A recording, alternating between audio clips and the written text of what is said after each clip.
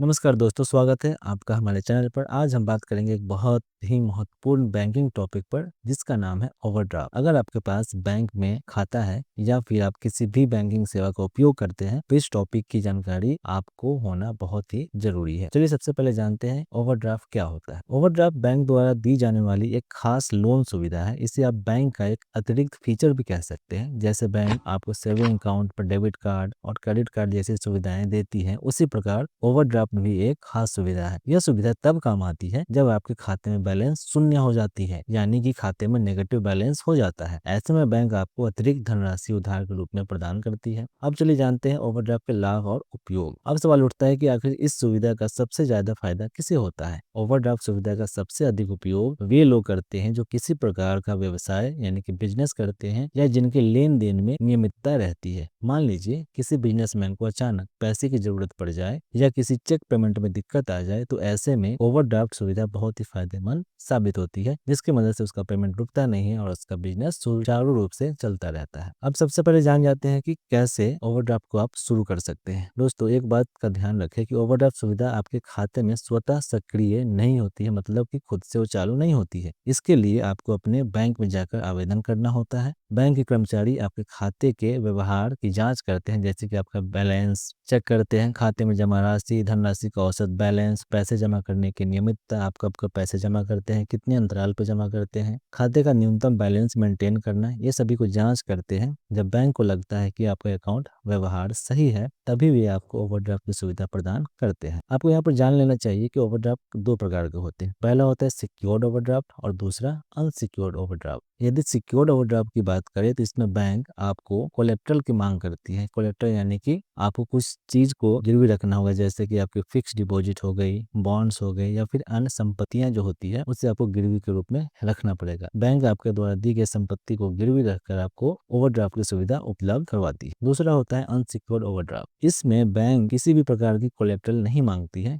Bank आपके खाते के व्यवहार के आधार पर एक निश्चित सीमा तक ओवरड्राफ्ट प्रदान करती है। अब ओवरड्राफ्ट फैसिलिटी आपको यदि बैंक दे रही है तो इसकी कुछ चार्जेस भी होती है। अब बात करते हैं फीस और ब्याज दर की। जब आप पहली बार ओवरड्राफ्ट सुविधा को सक्रिय यानी कि चालू करवाते हैं तो बैंक आपसे एक बार की प्रोसेसिंग फी लेती है। इसके अलावा जितनी राशि का आप उपयोग करते हैं उस पर ब्याज दर लागू होता है। मान लेते हैं कि आपके अकाउंट पर 1 लाख का ओवरड्राफ्ट फैसिलिटी चालू है। यदि आप महीने में 50,000 उसमें से निकाल कर यूज करते हैं तो आपको सिर्फ 50,000 पर ही ब्याज देना पड़ेगा, बाकी 50,000 पर नहीं देना पड़ेगा। जबकि लोन में होता क्या है, यदि आपने 1 लाख लोन ले लिया, वो आपके सेविंग अकाउंट में आ जाएगी, चाहे उसको आप यूज करें या ना करें, आपको 1 लाख का ही ब्याज देना पड़ेगा। ये फायदा यहाँ पर मिल जाती है। ध्यान देने वाली बात यह है कि ओवरड्राफ्ट पर ब्याज दर पर्सनल लोन की तुलना में बहुत ही कम होती है। आपको ब्याज केवल उसी राशि पर देना होता है जिसका आप उपयोग करते हैं। ओवरड्राफ्ट को पुनर्भुगतान यानी कि रीपे कैसे करें। ओवरड्राफ्ट से ली गई राशि का भुगतान समय पर करना बहुत ही जरूरी है, ताकि ब्याज और शुल्क का बोझ ना बढ़े। समय पर भुगतान न करने पर बैंक आपके खाते से ब्याज की राशि को स्वतः डेबिट कर लेती है, यानी कि काट लेती है। ओवरड्राफ्ट फैसिलिटी लेने से पहले आपको कुछ सावधानियां और सुझाव को ध्यान रखना चाहिए। ओवरड्राफ्ट सुविधा का उपयोग करते समय कुछ बातों को ध्यान रखें, जैसे कि पहला, बिना सोचे समझे ओवरड्राफ्ट का उपयोग न करें, क्योंकि अनियंत्रित उपयोग से कर्ज बढ़ सकता है। दूसरा, केवल आवश्यकता पड़ने पर ही ओवरड्राफ्ट सुविधा ले,